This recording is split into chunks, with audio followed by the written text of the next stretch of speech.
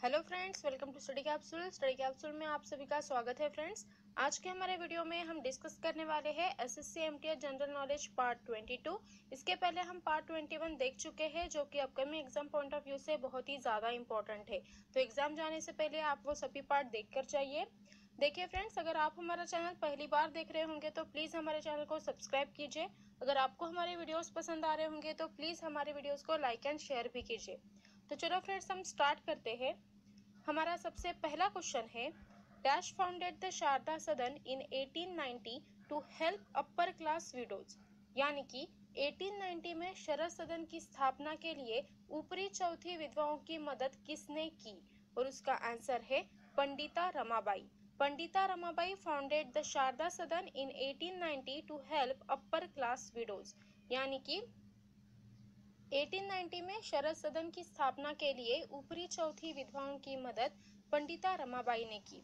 Then next question है, which line demarcating the boundary between India and Pakistan. यानी कि कौन सी सीमा भारत और पाकिस्तान के बीच की सीमा को सीमांकित करती है? और उसका आंसर है red Cliff line. Red Cliff line demarcating the boundary between India and Pakistan. यानी कि रेड क्लिफ लाइन, ये जो सीमा है, ये भारत और पाकिस्तान के बीच की सीमा को सीमांकित करती है। देन थर्ड क्वेश्चन है, cold blooded animal are also known as. यानी कि ठंडे खून के जानवरों को कौन से नाम से जाना जाता है? और उसका आंसर है poikilotherms. Cold blooded animals are also known as poikilotherms. ठंडे खून के जानवरों को पोइकियोथर्म्स नाम से जाना जाता है। द नेक्स्ट क्वेश्चन है, forest conservation act was enforced in. यानी कि वन संरक्षण अधिनियम कब से लागू किया गया था? और उसका आंसर है 1980। Forest conservation act was enforced in 1980। One संरक्षण अधिनियम 1980 को लागू किया गया था। द नेक्स्ट क्वेश्चन है, Dobson is the unit of. यानी कि डॉप्सन की इकाई है, और उसका आंसर है concentration of ozone in troposphere. यानी कि ट्रोपोस्फियर में ओजोन की एकाग्रता। Dobson is the unit of concentration of ozone in troposphere. Dobson की इकाई है ट्रोपोस्फियर में ओजोन की एकाग्रता। द नेक्स्ट क्वेश्चन है, Bharatanatyam is the dance form of which state. यानी कि भरतनाट्यम किस राज्य का नृत्य रूप है? और इसका आंसर है Tamil Nadu. Bharatanatyam is the dance form of Tamil Nadu state. यानी कि भरतनाट्यम ये तमिलनाडु इस राज्य का नृत्य रूप है। द नेक्स्ट क्वेश्चन है, the Ukai dam is associated with which river. यानी कि युकाई बांध कौन से नदी के साथ जुड़ा हुआ है? और उसका आंसर है Tapi. The Ukai dam is associated with Tapi river. यानी कि युकाई बांध ये तापी नदी के साथ जुड़ा हुआ है। द नेक्स्ट क्वेश्चन है, the Sariska wild life sanctuary is located at. यानी कि सरिस्का जंगली जीवन अभयारण्य कहाँ स्थित है? और उसका आंसर है Rajasthan. The Sariska wild life sanctuary is located at Rajasthan. Sariska जंगली जीवन अभयारण्य जो है ये राजस्थान में स्थित है। द नेक्स्ट क्वेश्चन है, the headquarters of association of south east nations is at. यानी कि दक्षिण पूर्व के संघों का मुख्यालय कहाँ है? और इसका आंसर है Jakarta. The headquarters of association of south east nation is at Jakarta. यानी कि दक्षिण पूर्व के संघों का मुख्यालय जकार्ता में है। The next question, Veer Savarkar airport is located in. यानी कि वीर सावरकर हवाई अड्डा कहाँ स्थित है? और इसका आंसर है port Blair. Veer Savarkar airport is located in port Blair. यानी कि वीर सावरकर हवाई अड्डा ये पोर्ट ब्लेयर में स्थित है। द नेक्स्ट क्वेश्चन है, bird excrete the nitrogenous waste in the form of. यानी कि पक्षी किस रूप में नाइट्रोजनस कचरे का उत्सर्जन करते हैं? और इसका आंसर है uric acid. Birds excrete nitrogenous waste in the form of the uric acid. यानी कि पक्षी यूरिक एसिड, यूरिक आम्ल के रूप में नाइट्रोजनस कचरे का उत्सर्जन करते हैं। द नेक्स्ट क्वेश्चन है, in which of the form do carbohydrates get stored in the animal body. यानी कि कार्बोहाइड्रेट जानवरों के शरीर में किस रूप में संग्रहित होते हैं? और उसका आंसर है ग्लाइकोजन।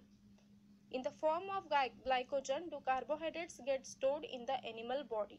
यानी कि कार्बोहाइड्रेट जानवरों के शरीर में ग्लाइकोजन के रूप में संग्रहित होते हैं। देन हमारा नेक्स्ट क्वेश्चन है, which antibody is predominantly found in saliva, यानी कि कौन सा एंटीबॉडी मुख्य रूप से लार में पाया जाता है, और उसका आंसर है IgA. IgA antibody is predominantly found in saliva. Then next question, in plant tissue culture totipotency means, यानी कि पौधे टिश्यू कल्चर में टोटिपोटेंसी का मतलब क्या है, और उसका आंसर है development of organ from tissue under medium, यानी कि माध्यम के तहत ऊतक से अंग का विकास. द नेक्स्ट क्वेश्चन है, the Dandi march also known as the salt satyagraha began on 12 March dash and was an important part of the Indian independence movement, यानी कि दांडी मार्च को नमक सत्याग्रह के भी रूप में जाना जाता है, जो कि 12 मार्च डैश को शुरू किया गया था और यह भारतीय स्वतंत्रता आंदोलन का एक महत्वपूर्ण अंग था, और इसका आंसर है 1930. The Dandi March, also known as the Salt Satyagraha, began on 12 March 1930 and was an important part of the Indian independence movement.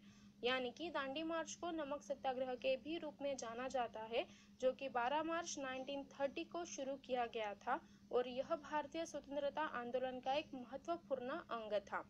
The next question है, 26 January 1930 was declared as which day, although the British would remain in India for 17 more years, यानी कि कौन से दिन 26 जनवरी 1930 को घोषित किया गया था, हालांकि ब्रिटिश 17 वर्षों के लिए भारत में रहेगा, और उसका आंसर है पूर्ण स्वराज्य दिवस.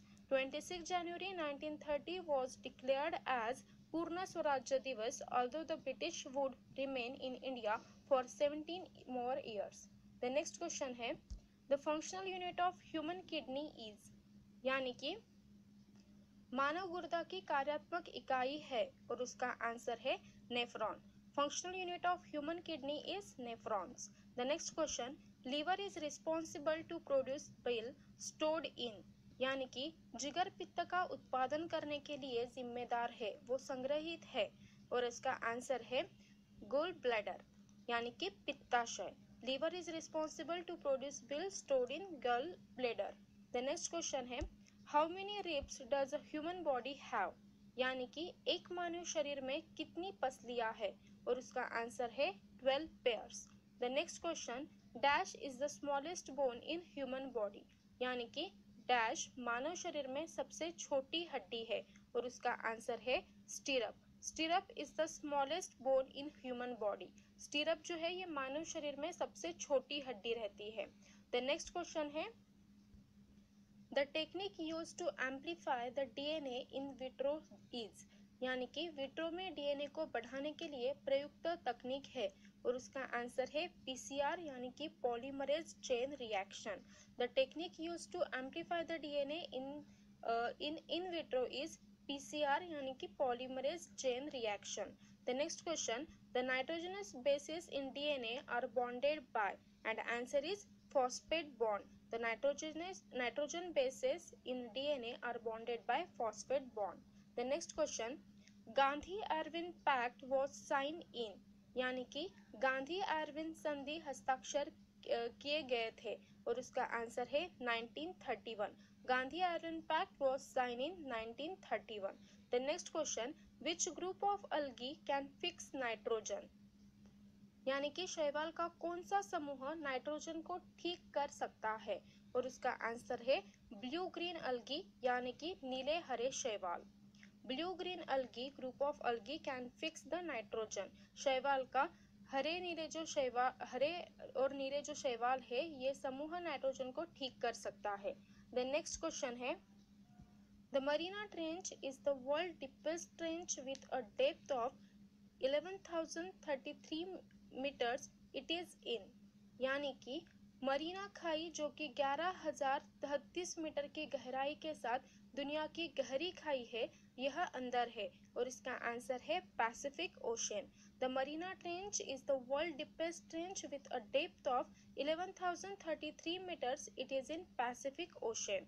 The next question, bread mould is, यानी कि इसका आंसर है राइजोबस टोलोनिफर.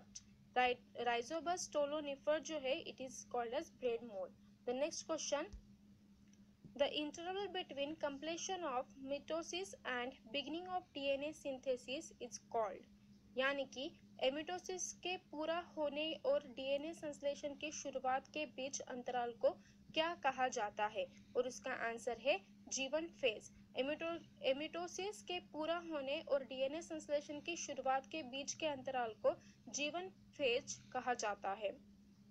The next question, which are building blocks of proteins, यानी कि प्रोटीन के ब्लॉकों का निर्माण कहाँ कर रहे हैं, और उसका आंसर है amino acids. Amino acids are building blocks of proteins. The next question, ribose the sugar found in RNA contain 5 carbons and is thus considered as, यानी कि राइबोस आरएनए में पाए जाने वाले चीनी में 5 कार्बन्स होते हैं और इस प्रकार उन्हें माना जाता है, और इसका आंसर है pentose sugar. Ribose, the sugar found in RNA, contains 5 carbons and is thus considered as pentose sugar. The next question, longest bone in the human body, यानी कि मानव शरीर में सबसे लंबी हड्डी है, और इसका आंसर है femur. The longest bone in the human body, femur. Femur ये जो मानव शरीर में सबसे लंबी हड्डी रहती है।